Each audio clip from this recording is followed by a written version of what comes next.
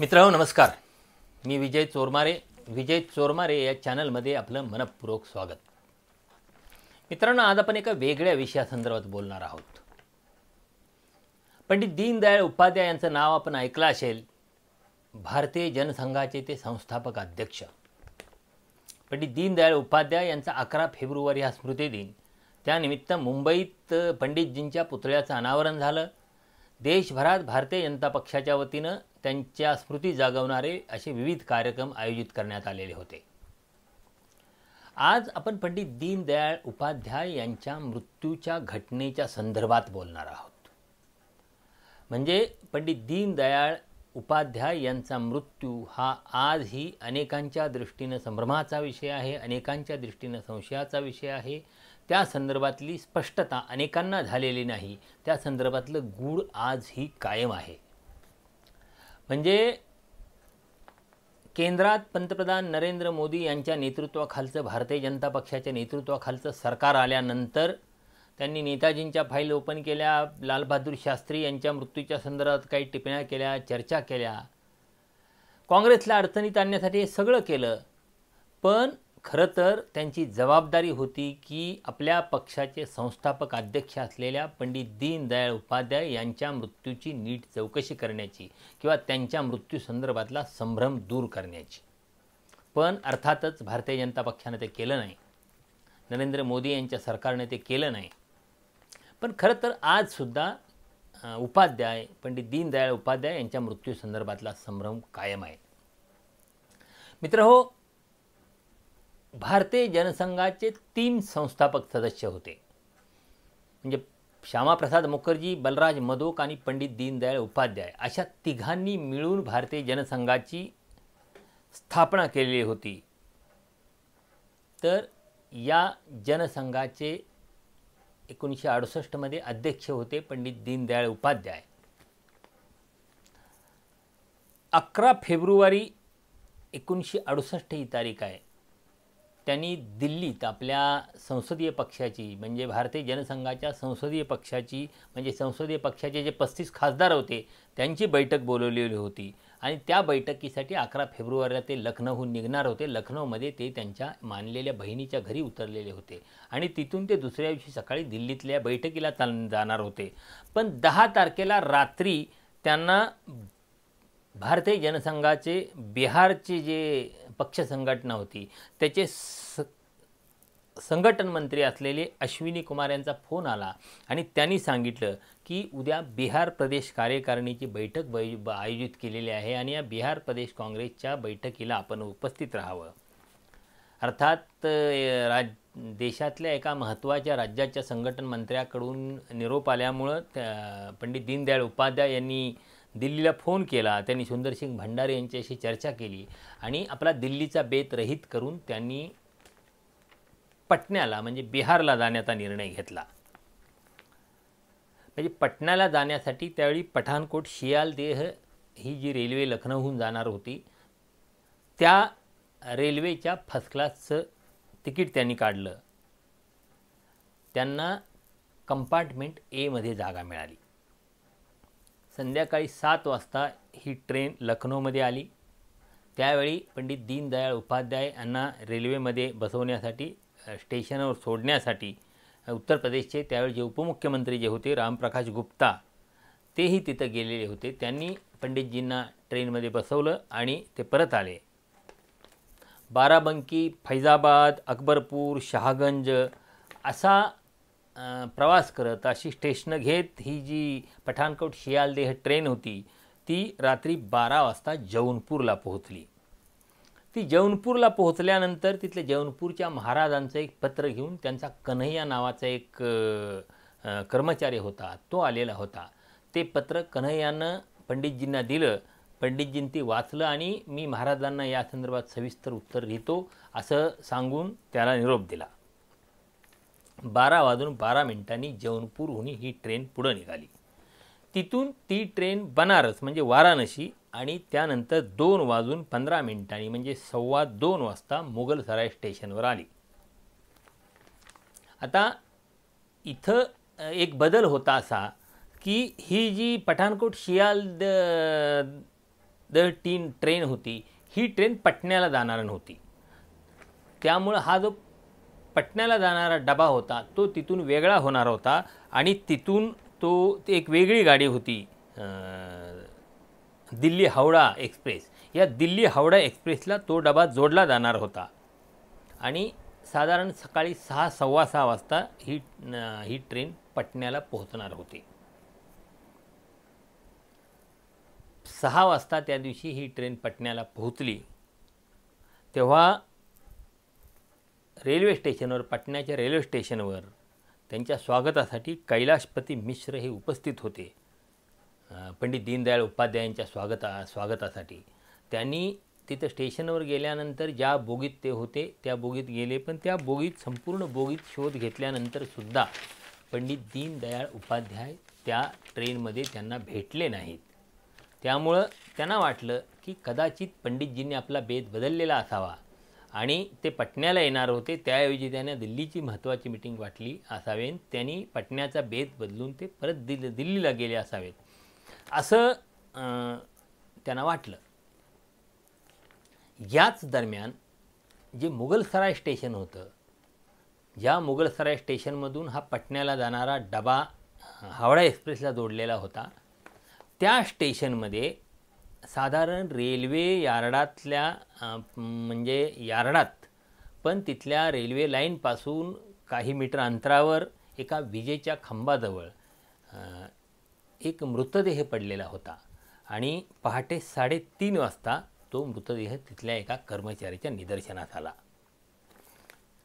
अर्थात प्रथेप्रमाणे तो मृतदेह दिसल्यानंतर त्यांनी असिस्टंट स्टेशन मास्टरना बोलवलं.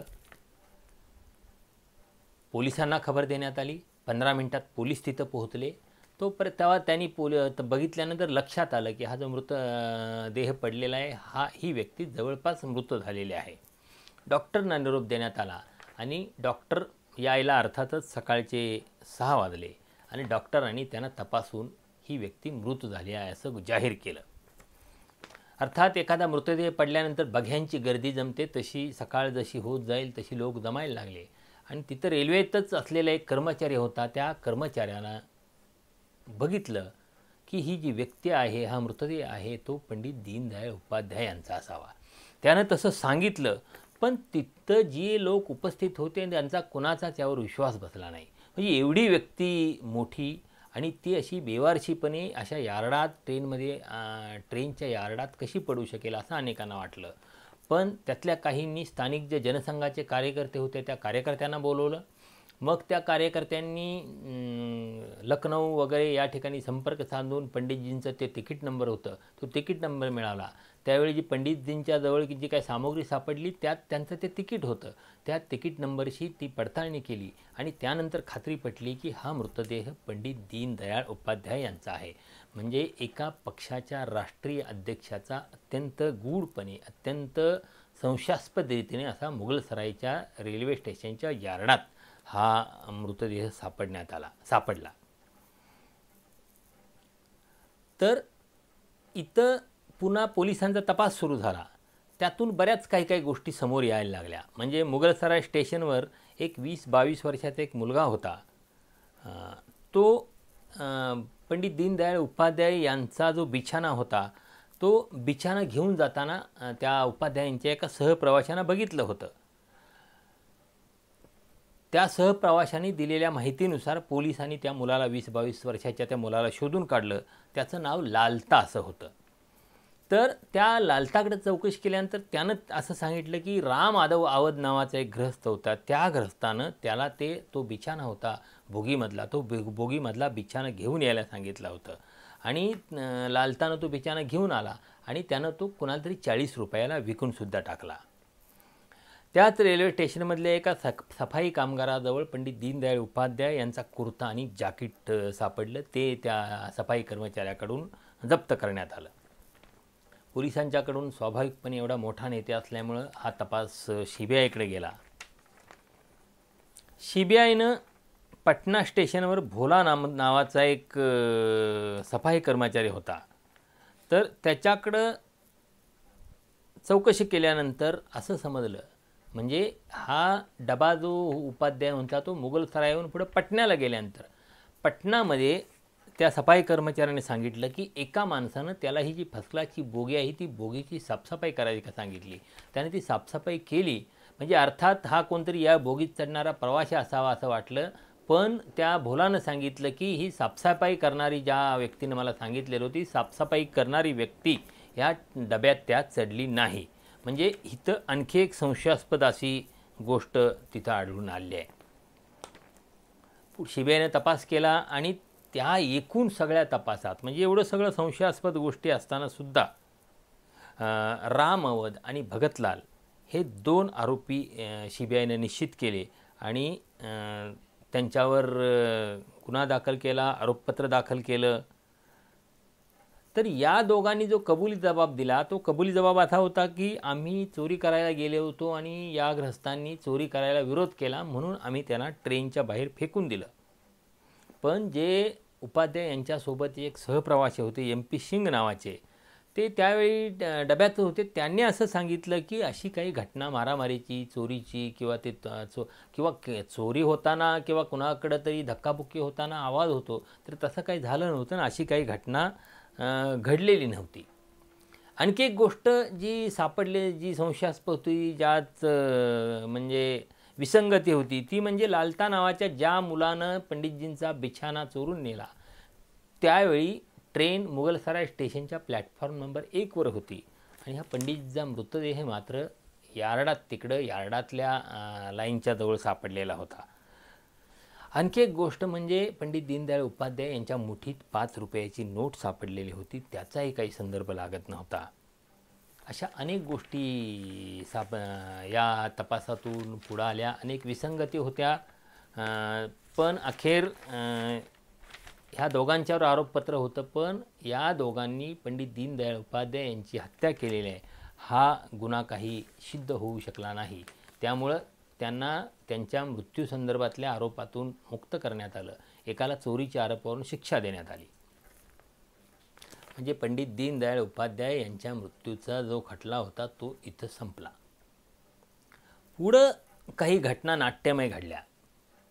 म्हणजे 1973ला कानपूरमध्ये भारतीय जनसंघाचं एक अधिवेशन होतं आणि त्यामध्ये जे जनसंघाचं आर्थिक धोरण आहे त्याच्या विरोधातली भूमिका प्राध्यापक बलराज मधोक यांनी मांडलेली होती आणि ही पक्षाच्या विरोधातली भूमिका मांडली म्हणून त्यावेळी बलराज मधोक यांना पक्षातून काढून टाकण्यात आलं.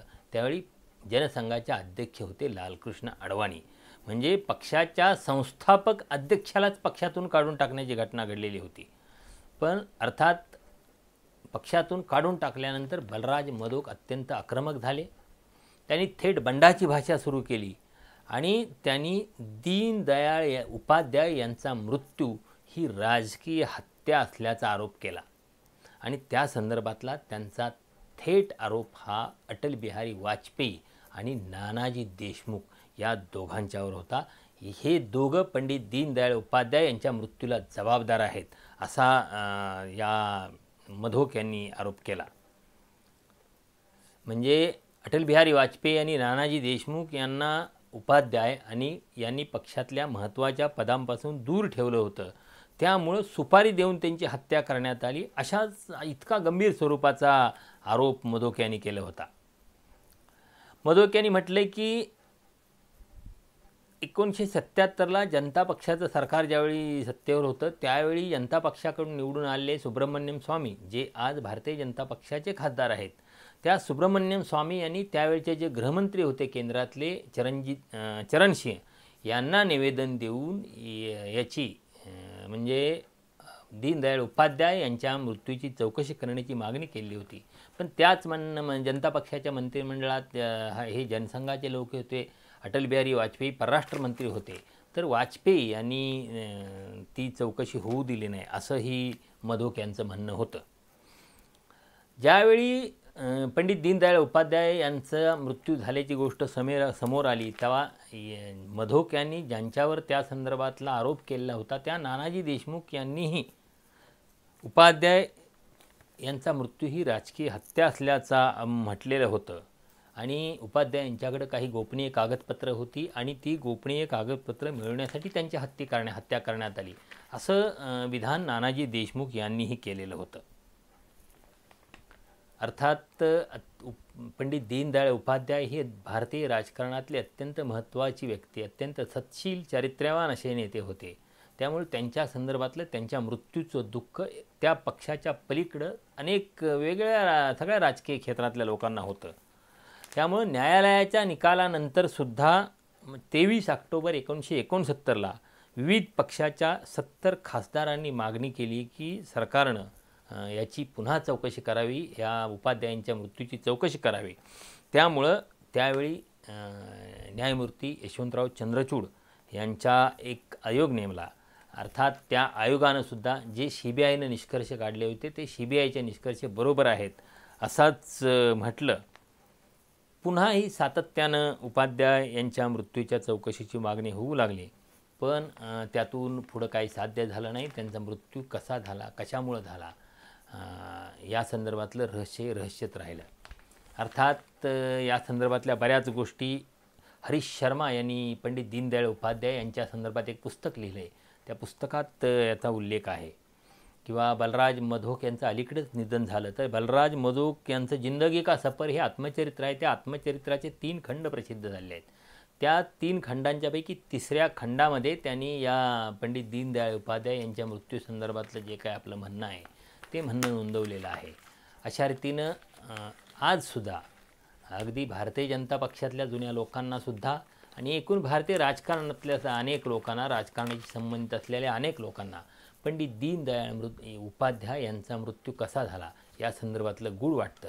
म्हणजे लालबहादूर शास्त्री यांच्या मृत्यूचं जे गूढ आहे, नेताजी सुभाषचंद्र बोस यांच्या मृत्यूचं जे गूढ आहे, तसंच गूढ पंडित दीनदयाळ उपाध्याय यांच्या मृत्यूसंदर्भात सुद्धा आहे. खरं तर भारतीय जनता पक्षाचं सरकार सत्तेवर आल्यानंतर त्यांनी बाकीचं काय करावं, काय करू नये त्यांचा भाग, पण किमान आपल्या पक्षाच्या संस्थापकाचा, भारतीय जनसंघाच्या संस्थापकाचा जो संशयास्पद मृत्यू झाला त्याची चौकशी करून त्या संदर्भातलं सत्य उजेडात आलं असतं तरीसुद्धा खूप अधिक काही साध्य झालं असतं असं मला वाटतं. पण ती इच्छाशक्ती मोदी सरकारनं, नरेंद्र मोदी यांच्या नेतृत्वाखालच्या सरकारनं कधीही दाखवली नाही आणि त्यामुळं आजसुद्धा पंडित दीनदयाळ उपाध्याय यांचा मृत्यू हा एक गूढ म्हणूनच राहिला आहे. धन्यवाद.